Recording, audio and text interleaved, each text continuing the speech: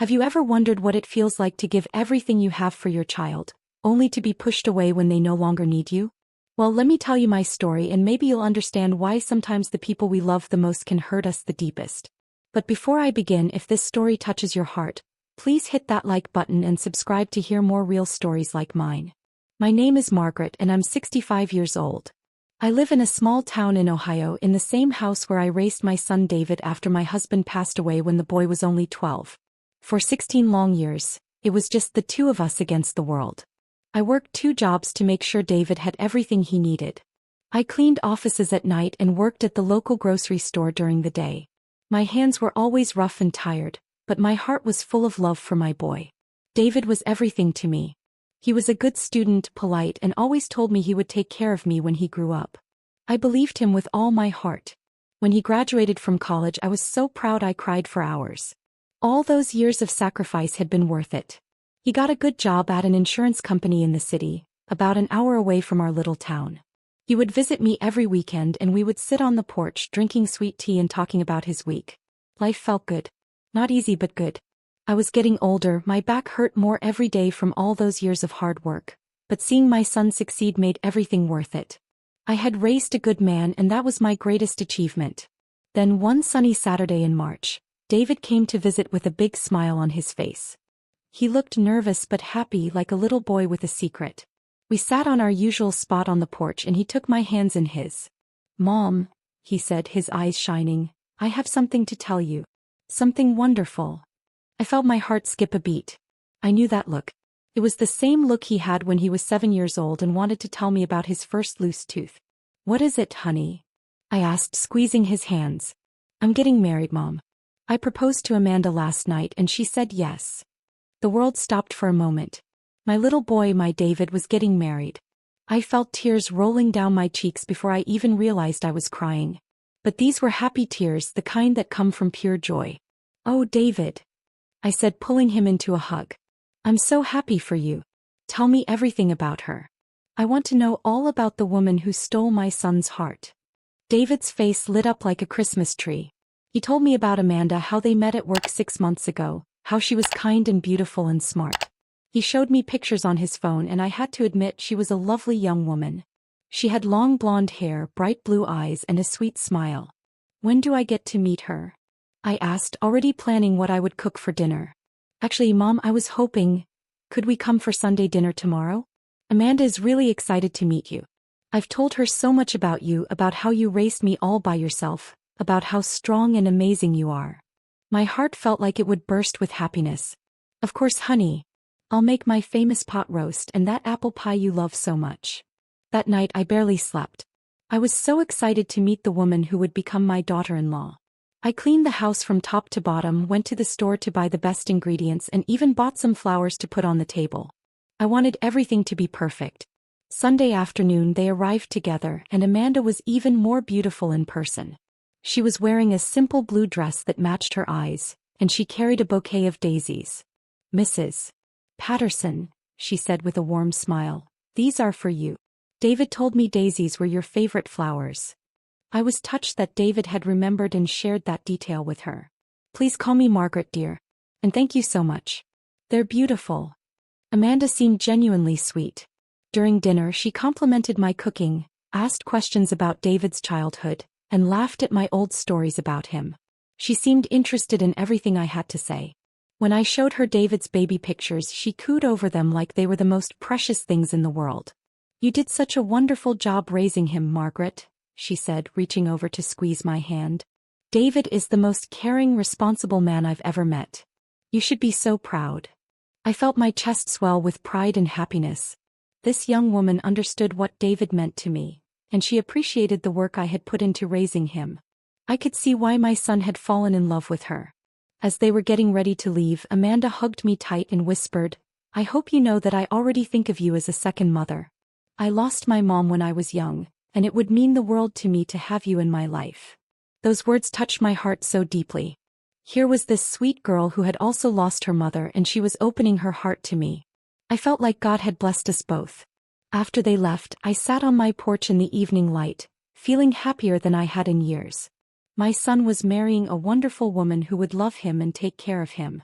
And I was gaining a daughter, something I had always wished for but never expected. 2 weeks later, David called me with more exciting news. Mom, Amanda and I have been talking and we want to get married this fall. We don't want to wait. We're thinking maybe October when the leaves are changing. What do you think? I think that sounds perfect, honey. October weddings are beautiful. There's just one thing, Mom. Amanda doesn't have much family and her father isn't in a good financial situation. We were wondering, would you be able to help us with the wedding? I know it's a lot to ask, but... I didn't even let him finish. Of course, David. Whatever you need. This is your wedding and I want it to be everything you and Amanda dream of. Are you sure, Mom? I know money is tight for you. Don't you worry about that. I have some savings and I can figure something out. A mother only gets to see her son married once. I want to do this for you both. After I hung up the phone, I sat down at my kitchen table and started making calculations. I had about $8,000 in my savings account, money I had been putting aside for emergencies in my old age. But what was more important than my son's happiness? I knew it wouldn't be enough for a big wedding, but I had other options. There was my mother's wedding ring, a beautiful diamond that had been passed down in our family. I had also inherited some pearl jewelry from my grandmother.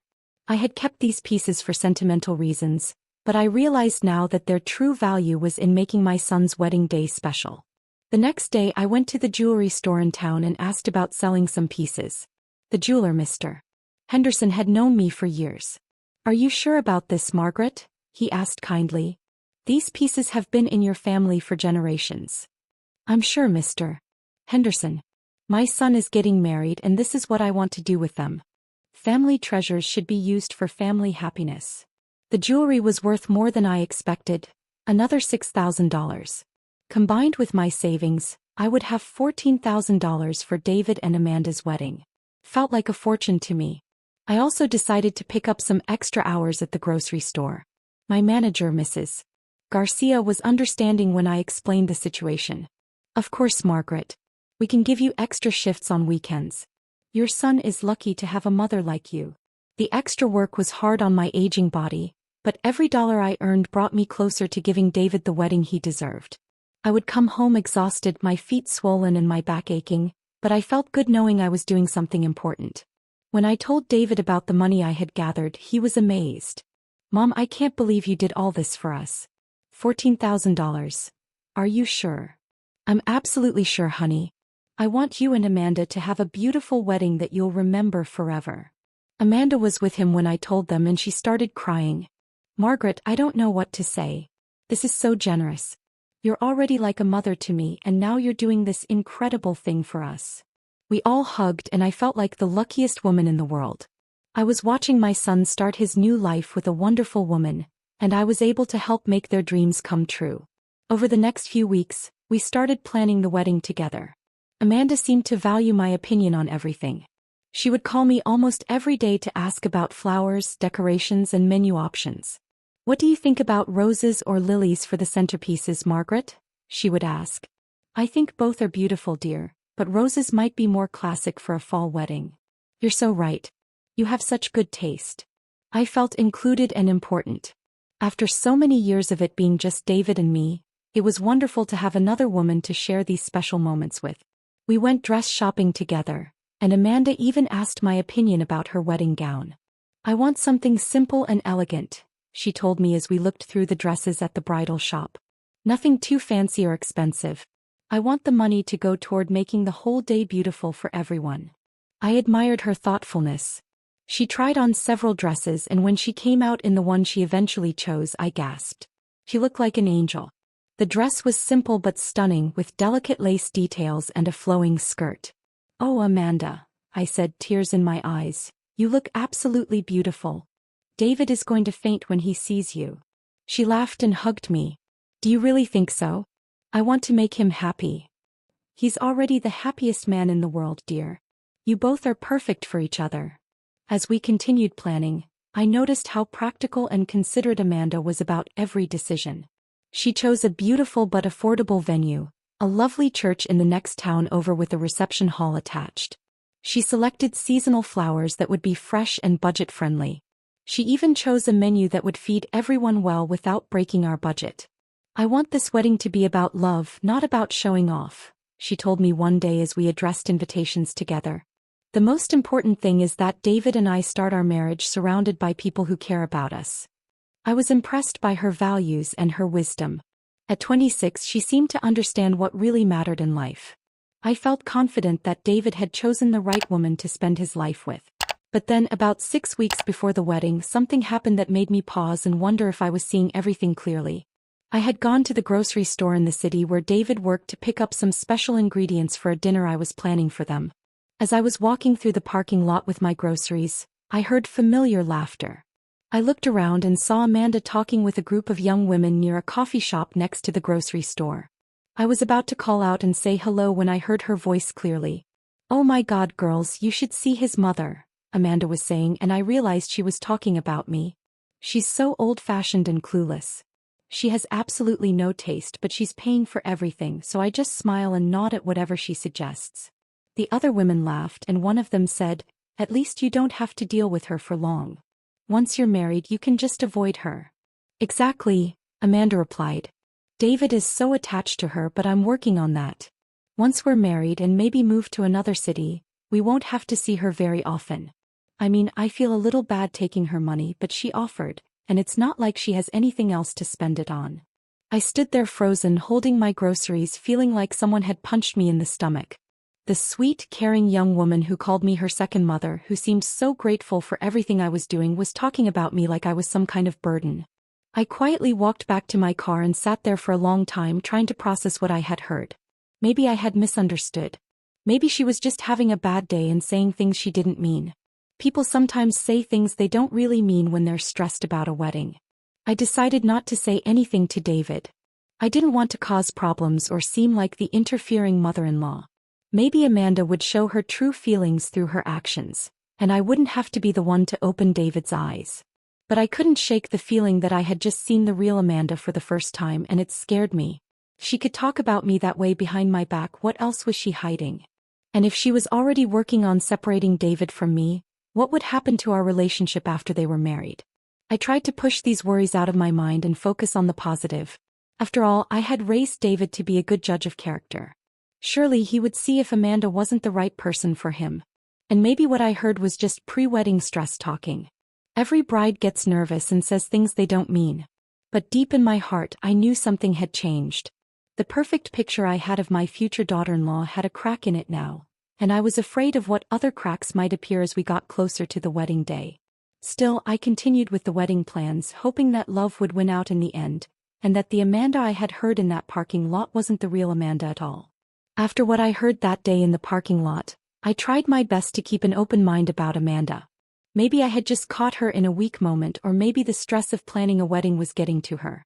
We all say things we don't mean sometimes, especially when we're under pressure. I decided to give her the benefit of the doubt and continue being the loving, supportive mother I had always been. But over the next few weeks, things started to change in ways that made my heart heavy. At first, the changes were small, so small that I told myself I was imagining them. But gradually they became impossible to ignore. It started with the phone calls. Amanda used to call me almost every day to discuss wedding plans, asking my opinion about everything from the color of the napkins to the style of the invitations. Suddenly, those calls became less frequent. When I would call her to check in or offer suggestions, she would sound distant and rushed. "Oh, Margaret, I'm so busy right now," she would say. "Can I call you back later?" But she rarely called back. When we did talk, I noticed she wasn't asking for my input anymore. Instead, she would tell me about decisions she had already made, as if she was just informing me rather than including me in the planning process.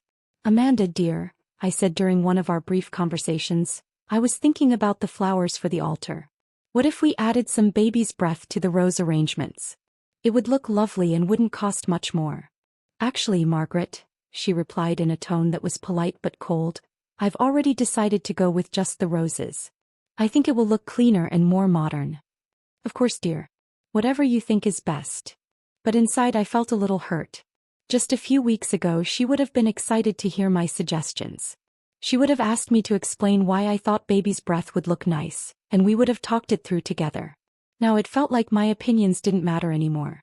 The same thing happened when I offered to help with addressing the invitations.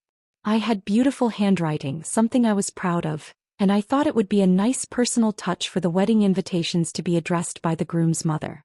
"That's so sweet of you to offer, Margaret," Amanda said, "but I've already hired a calligrapher to do them. I want them to look professional." Professional.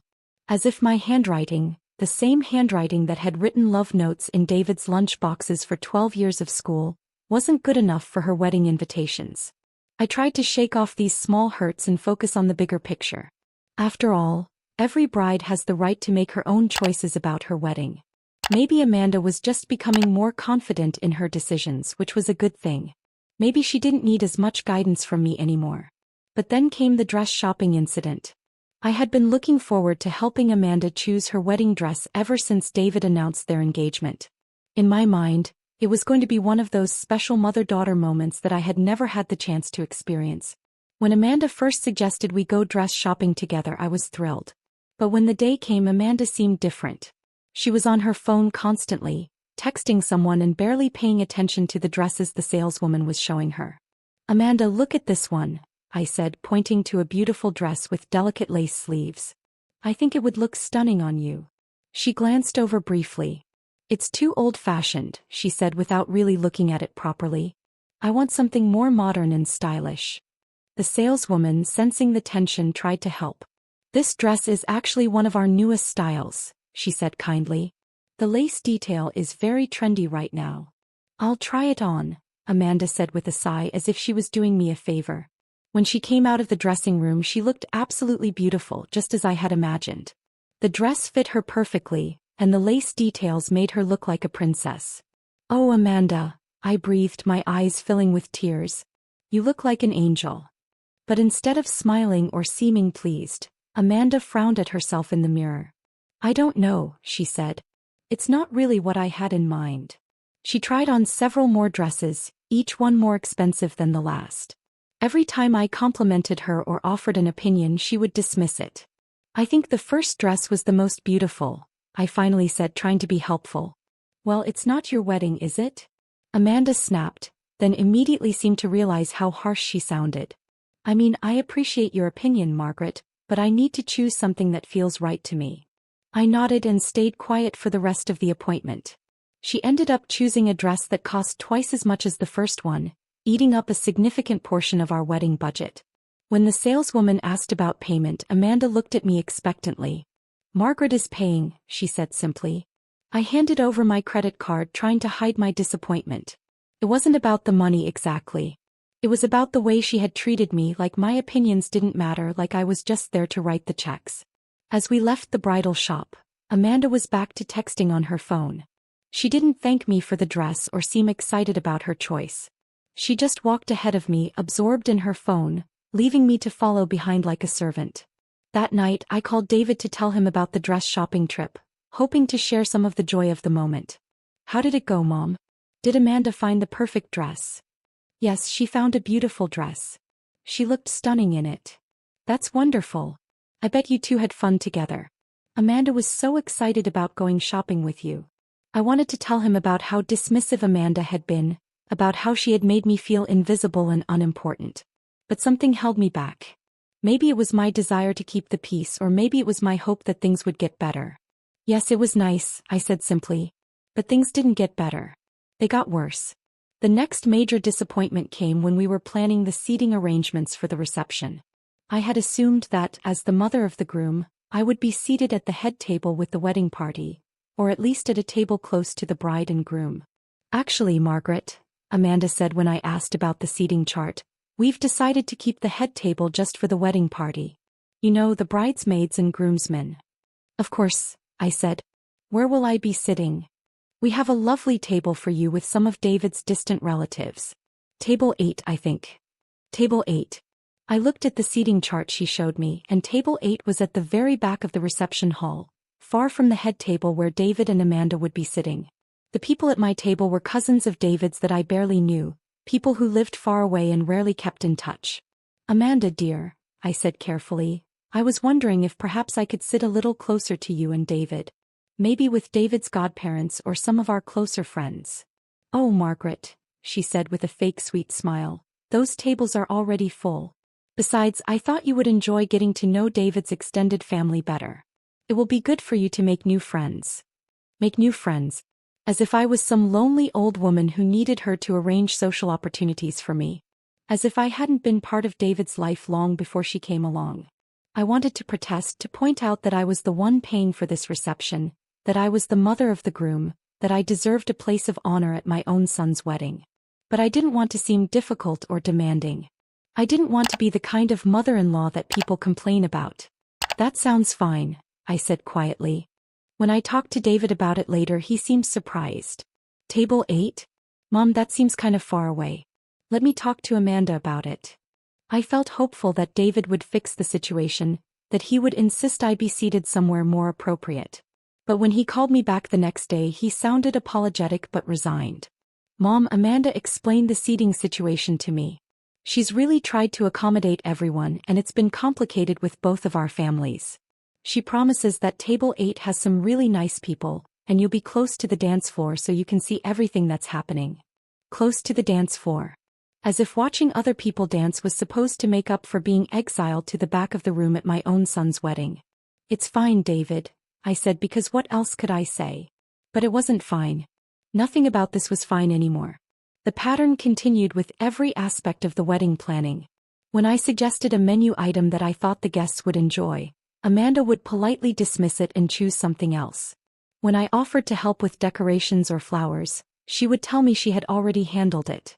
When I asked about the wedding favors or the music, she would give me vague answers and change the subject. I was being systematically pushed out of my own son's wedding, and it seemed like David couldn't see it happening.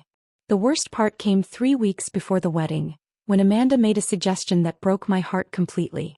Margaret, she said during one of our rare phone conversations, I've been thinking about the wedding photos. David and I want to make sure we get some really beautiful pictures, and we're worried about having too many people in the formal shots. Of course, I said. What did you have in mind? Well, we're thinking that for the immediate family photos, we'll just include parents and grandparents.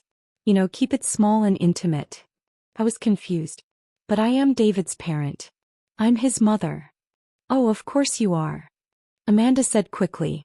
What I meant was, maybe you could be in just a few of the photos and then step aside so we can get some shots with just the core family. Core family. I was being told that I wasn't part of the core family at my own son's wedding.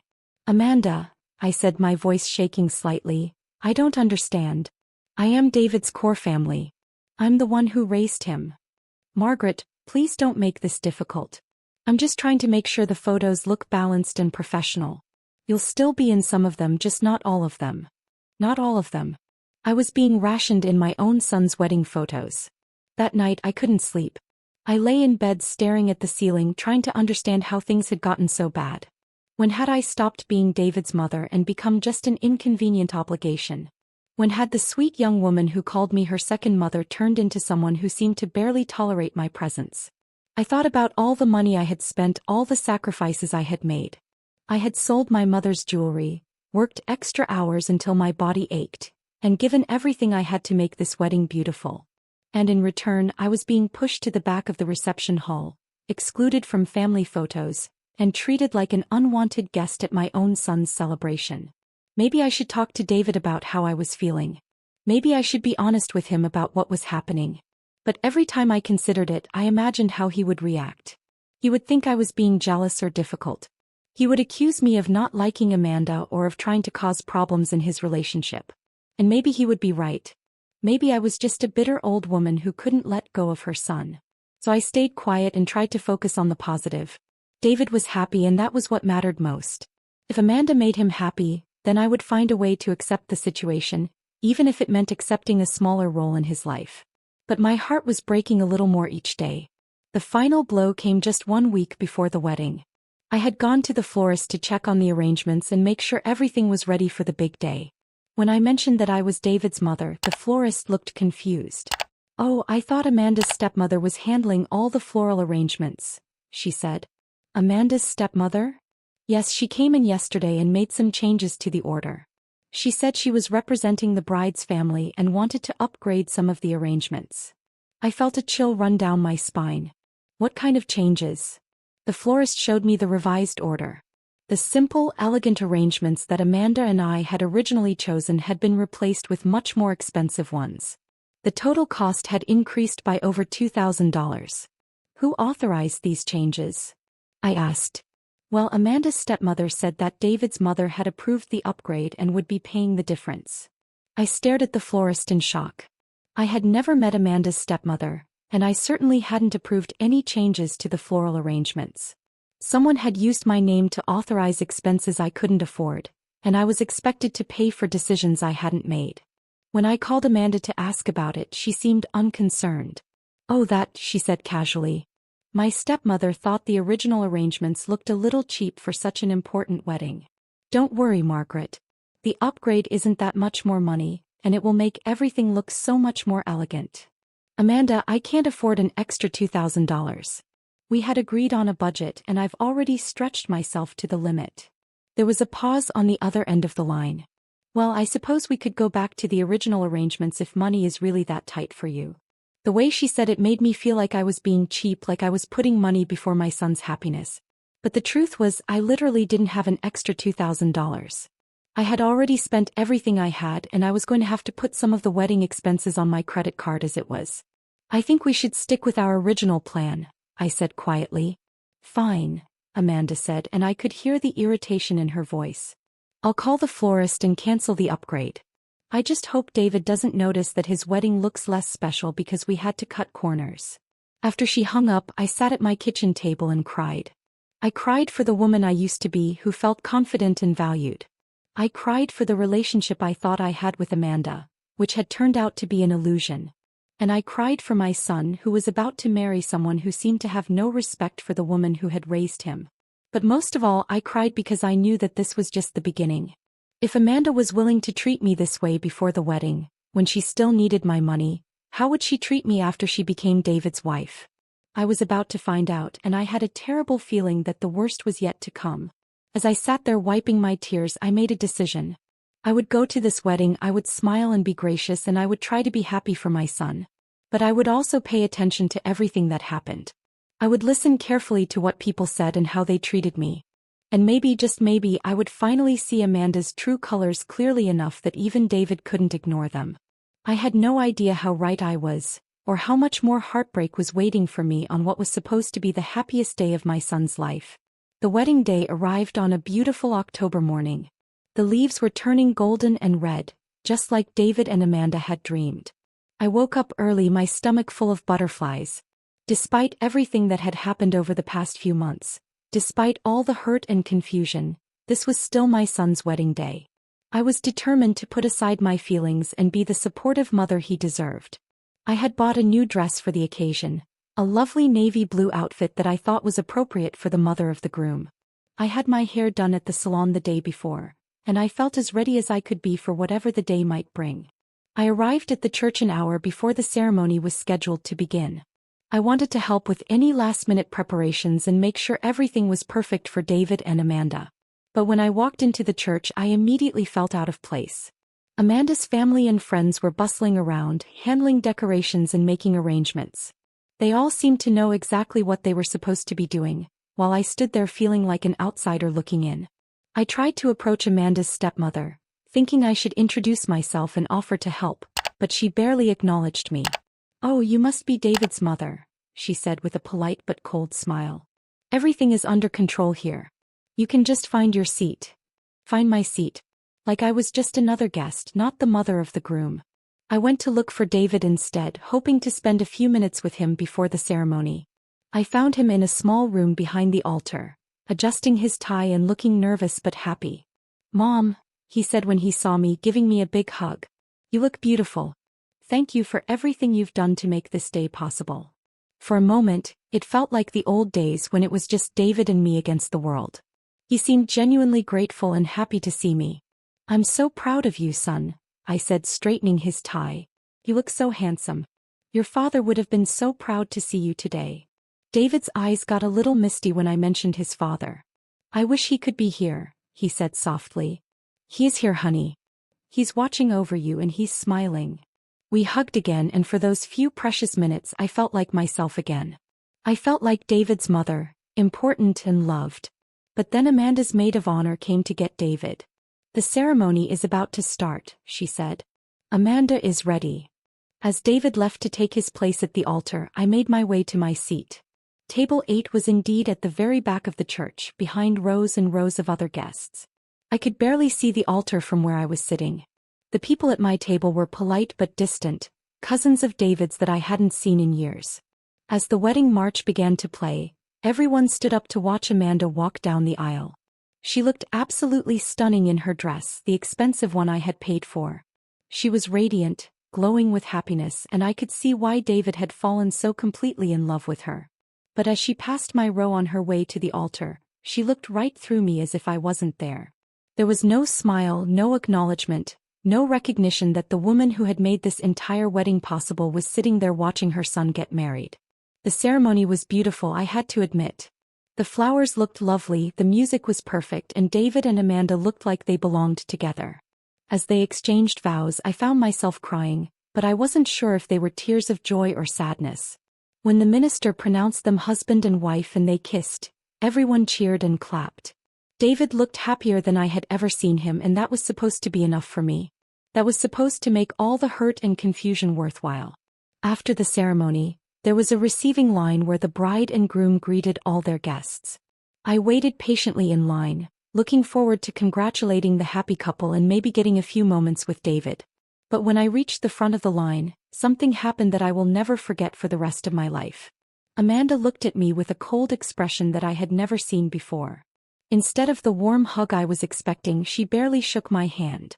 "Margaret," she said in a voice that was loud enough for people around us to hear, "I need to speak with you." "Of course, dear. Congratulations, you look absolutely beautiful." "Thank you," she said curtly. "But I have a problem. You're going to need to leave." I thought I had misheard her. "I'm sorry, what did you say?" "You need to leave the reception. Now."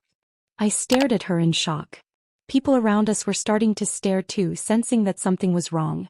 "Amanda, I don't understand. What's wrong? What did I do?" "You're making the photographer uncomfortable," she said loudly so that more people could hear. "He says you're getting in the way of the photos and disrupting his work. This is my wedding day and I won't have it ruined by someone who can't follow simple instructions." I felt the blood drain from my face. I looked around and saw that a crowd was gathering, watching this humiliating scene unfold. David was standing next to Amanda, looking confused and embarrassed. "Mom, what's going on?" he asked. "I honestly don't know," I said, my voice shaking. "I haven't done anything wrong. I've barely even spoken to the photographer." "Well, he complained to me," Amanda said firmly. "And I've had enough. This is supposed to be the happiest day of my life and I won't let anyone ruin it. You need to leave, Margaret. Now." The church had gone quiet. Everyone was staring at us, watching as the bride publicly humiliated the mother of the groom. I could see people whispering to each other, could feel their eyes on me, could sense their shock and discomfort. "Amanda, please," I said quietly, trying to maintain some dignity. "I paid for this wedding. I gave you everything I had to make this day special for you and David. And we're very grateful," she said in a voice that dripped with fake sweetness. "But that doesn't give you the right to disrupt our wedding. You can celebrate from home." I looked at David, hoping he would defend me, hoping he would tell his new wife that she was being unreasonable and cruel. But David just stood there, looking back and forth between Amanda and me, clearly torn but not saying anything. "David," I said, my voice pleading. "Mom, maybe you should go home. We can talk about this later." Those words hit me like a physical blow. My own son, the boy I had raised and sacrificed everything for, was choosing his wife over his mother. He was allowing her to throw me out of the wedding I had paid for, and he wasn't even trying to defend me. I felt tears streaming down my cheeks, but I tried to hold on to whatever dignity I had left. "Fine," I said as steadily as I could. "I'll go." I turned to walk away, but Amanda's voice followed me. "And Margaret," she called out loudly, making sure everyone could hear, "next time you want to attend a wedding, maybe you should learn some manners first." The crowd gasped at her cruelty, but no one said anything to defend me. I walked out of that church with my head held as high as I could manage, but inside I was dying. I sat in my car in the parking lot for a long time, crying harder than I had cried since my husband died. I couldn't believe what had just happened. I couldn't believe that David had let it happen. I couldn't believe that I had been thrown out of my own son's wedding like some kind of unwanted stranger. But then something inside me stirred. A voice that said I couldn't just drive away. I couldn't let this be the end of the story. I had to know what was really going on, had to understand how things had gotten so wrong. So instead of driving home, I parked across the street from the church where I could see the reception hall but couldn't be seen. I know it sounds pathetic, but I couldn't bring myself to leave. This was supposed to be one of the most important days of my life too, and I wasn't ready to give up on it completely. If you're enjoying this story and it's touching your heart, please remember to hit that subscribe button. Stories like these remind us how precious family relationships really are. From my car, I could see the guests moving from the church to the reception hall. I could hear music and laughter floating across the parking lot. My son was in there celebrating the beginning of his new life, and I was sitting alone in a car, exiled from the celebration I had made possible. About an hour into the reception, I saw something that confused me. Amanda came outside by herself, talking on her cell phone. She seemed agitated, pacing back and forth near the entrance to the hall. I couldn't hear what she was saying, but she looked upset about something. After a few minutes, she hung up the phone and went back inside. Then, about 20 minutes later, she came back outside again, this time with her maid of honor. They were having what looked like a heated discussion. I could see Amanda gesturing wildly, and her maid of honor seemed to be trying to calm her down. I was wondering what could be causing such drama on her wedding day when suddenly the doors to the reception hall burst open and people started streaming outside. They looked shocked and confused, talking excitedly to each other. I rolled down my window trying to hear what was happening. "I can't believe she said that," I heard one woman saying. "Did you hear what she admitted?" said another. "That poor boy," said a man. "How could she do that to him?" More and more people were coming outside and they all looked upset and bewildered. Something major had happened inside that reception hall, something that had shocked and disturbed the wedding guests. And then I saw David. He came stumbling out of the hall looking like he had seen a ghost. His face was pale, his eyes were wide with shock, and he looked around frantically as if he was searching for someone. "Mom," he called out. "Mom, where are you?" I got out of my car and ran across the street toward him. When he saw me, he ran to meet me and threw his arms around me, hugging me tighter than he had since he was a little boy. "Mom, I'm so sorry," he said, and I could feel him shaking. "I'm so sorry. I should have defended you. I should have protected you. I'm the worst son in the world." "David, what happened? What's wrong?" "Amanda," he said, his voice breaking. "Amanda she just destroyed everything." "What do you mean?" David pulled back and looked at me with tears in his eyes. "She gave a speech, Mom. She gave a speech that she said was going to be a surprise for everyone. But it wasn't what anyone expected." "What did she say?" David took a shaky breath. "She told everyone the truth about everything. About how she really feels about you, about why she married me, about what she's been planning all along." I felt my heart skip a beat. "What kind of truth?" "She said that she never loved me, Mom. She said she only married me because she thought our family had money. She said she was planning to divorce me as soon as she could get half of everything I own." I stared at him in shock. "She said that in front of everyone?" "In front of everyone. She said she had been lying to me from the beginning, that she never cared about me or about you. She said she thought you were pathetic and stupid for giving her all your money. She said she had been laughing at both of us behind our backs this whole time." "But why would she say all of this at her own wedding?" "Because," David said, his voice full of pain, "her ex-boyfriend showed up. Apparently she's been seeing him this whole time, even while she was engaged to me. He came to the wedding to try to stop it, and when she saw him she just confessed everything. She said she couldn't go through with marrying me when she was still in love with someone else." I felt like the ground was moving beneath my feet. "David, I'm so sorry. But that's not even the worst part, Mom. The worst part is what she said about you." "What did she say about me?" "She said that throwing you out of the wedding was the most satisfying thing she had ever done. She said she had been planning it for weeks, that she wanted to humiliate you in front of everyone because she was tired of pretending to like you." The pieces were starting to fall into place and I felt sick to my stomach. "She planned this. All of it, Mom. The whole thing was planned. She said she had been counting down the days until she could finally show you what she really thought of you. She said the look on your face when she threw you out was worth all the months of pretending to be nice to you." I sat down heavily on the curb trying to process what David was telling me. Amanda hadn't just been cruel to me in a moment of wedding stress. She had deliberately and systematically planned to humiliate me. The sweet, grateful young woman who had called me her second mother had been plotting my public embarrassment for months. But why? I asked. Why would she do such a thing? Because she hates us, Mom. She hates our family, she hates our values, she hates everything we represent. She said we were small-town people with small-town minds and she couldn't wait to get away from us. David sat down next to me on the curb, still in his wedding tuxedo, looking lost and broken. I'm so sorry, Mom. I should have seen what she was really like.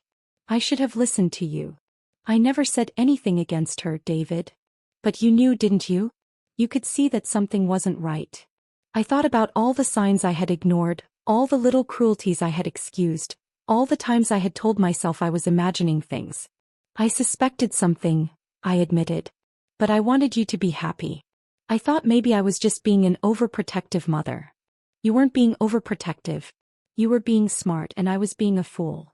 We sat there in silence for a few minutes, watching as the wedding guests continued to stream out of the reception hall, shaking their heads and talking in shocked whispers about what they had just witnessed. What happens now? I asked. I don't know, David said. The marriage can probably be annulled since she admitted she never intended to honor her vows. But Mom, I don't care about any of that legal stuff right now. What I care about is making things right with you. He turned to face me, taking my hands in his. Can you ever forgive me for what I let happen to you today? Can you forgive me for not standing up for you when you needed me most? I looked at my son, my boy who had been deceived and manipulated by someone who had seemed so sweet and innocent. My heart was broken, but not because of what Amanda had done to me. My heart was broken because of what she had done to him. Of course I forgive you, David. You're my son and I love you no matter what. I love you too, Mom. And I promise you I will never let anyone treat you like that again. Never. As we hugged there on the curb outside the church, still wearing our wedding clothes, I realized that maybe this terrible day had taught us both something important. Sometimes the people who seem the most loving and trustworthy are the ones who can hurt us the most. But sometimes it takes that kind of pain to show us who really loves us and who we can really trust. The wedding was over, but maybe, just maybe, our real family was finally beginning. As David and I sat there on that curb holding each other and trying to make sense of what had just happened, I noticed that more people were coming out of the reception hall. But unlike the shocked and confused guests who had emerged earlier, these people were walking toward us with purpose. The first person to reach us was Mrs. Henderson, an elderly woman from our church who had known David since he was a little boy. Margaret, dear, she said, her voice full of kindness and concern, we heard what really happened in there. We heard everything that horrible girl said about you and about how she planned to hurt you. Behind her came several other people I recognized from our community, all of them looking upset and sympathetic. We are so ashamed, said Mr. Garcia, who owned the bakery in town. We should have spoken up when she threw you out of the ceremony. We should have defended you right then and there. None of us knew what to do, added Mrs. Patterson, David's old teacher. It happened so fast and it was so shocking. But when we heard her confession in there, we all realized what kind of person she really is. One by one, people came to apologize to me for not standing up for me earlier. They told me how sorry they were, how angry they were at Amanda, and how much they respected me for the dignity I had shown even in the face of such cruelty.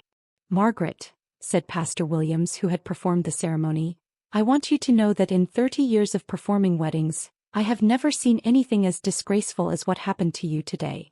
That young woman has no understanding of what marriage or family means. It was overwhelming to receive so much support from people I had known for years. After feeling so alone and humiliated, it was healing to be reminded that there were people who cared about me and who could see the truth about what had happened. But the most surprising visitor was Amanda's own stepmother. I had only seen her briefly at the church, but now she approached us looking embarrassed and upset. Mrs. Patterson, she said quietly, I owe you a tremendous apology. I had no idea what Amanda was planning. If I had known what kind of person she really is, I would never have supported this wedding. She sat down next to us on the curb looking tired and sad. Amanda's father and I divorced when she was 16, she explained. I've been trying to build a relationship with her for years, but she's always been cold and manipulative. I thought maybe getting married would help her mature and become a better person. I was wrong. You couldn't have known, I said gently. But I should have seen the signs. When she told me about upgrading the flowers and said you had approved it, I should have checked with you directly. When she made comments about you being old-fashioned and difficult, I should have realized she was lying. I'm so sorry. She reached into her purse and pulled out an envelope. This is the money for the flower upgrade that she charged to your account without your permission. I'm paying it back, and I'm also covering the cost of the photographer and the music, since those were expenses that my family should have handled anyway. I tried to protest, but she insisted. It's the least I can do after what you've been put through. You gave that girl everything you had and she repaid your kindness with cruelty. That's not right, and I want to do whatever I can to make it right. As we were talking, I noticed that David kept looking back toward the reception hall with a worried expression. What is it, son? I asked. I keep thinking about Amanda, he said. I know she hurt us both terribly, but she's still in there and everyone knows the truth now. I wonder what's happening to her. Just then, as if summoned by his words, Amanda came storming out of the reception hall. But she looked nothing like the radiant bride who had walked down the aisle just a few hours earlier. Her expensive wedding dress was wrinkled, her perfect makeup was smeared from crying, and her hair was disheveled. She looked around frantically until she spotted us sitting on the curb. David, she called out, her voice desperate. David, we need to talk. She hurried toward us, stumbling slightly in her high heels. David, please, you have to listen to me. I made a terrible mistake in there.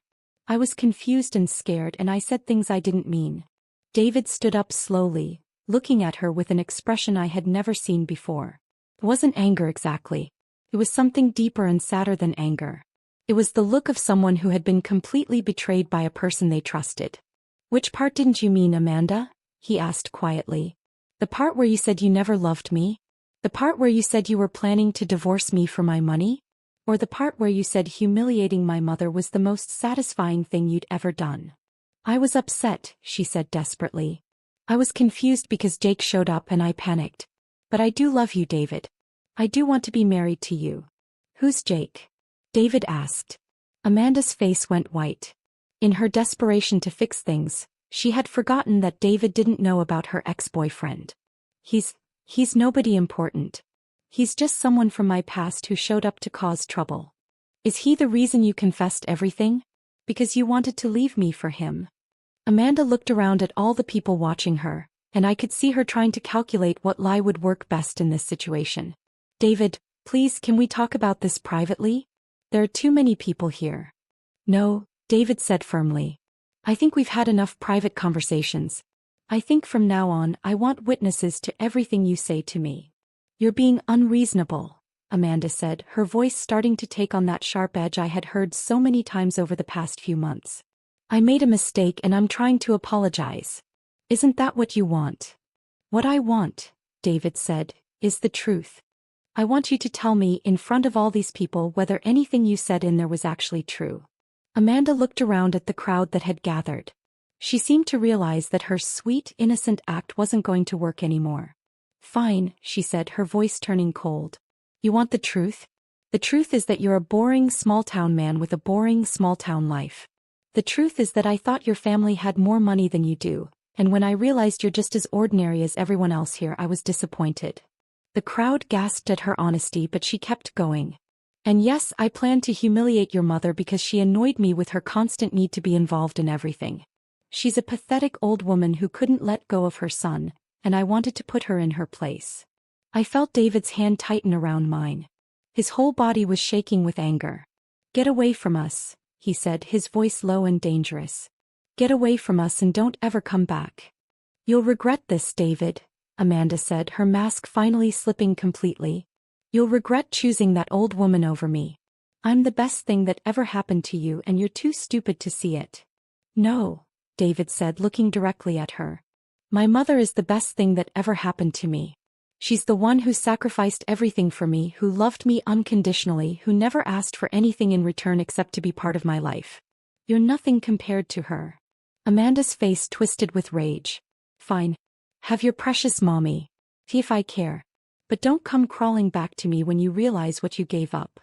She turned to storm away, but then she stopped and looked back at me. And you, she said, pointing at me with a shaking finger, you think you've won something but you haven't. You'll always be just a lonely old woman living in the past. At least I'm young and beautiful and have my whole life ahead of me. You're right, I said, standing up to face her. I am getting older and I do live a simple life.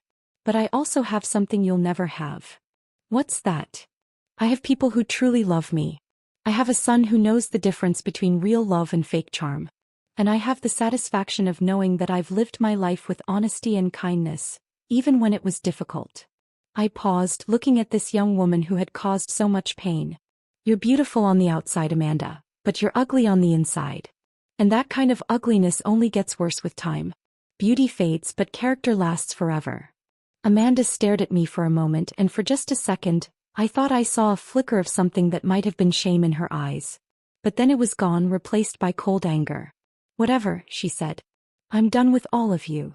She turned and walked away, leaving us standing there in our wedding clothes, surrounded by people who had witnessed one of the strangest and most painful days of our lives. But as I watched her go, I didn't feel angry anymore. I felt sad for her because I realized that she was probably going to spend her whole life hurting people and being hurt in return. She was going to miss out on the real joy that comes from genuine love and authentic relationships.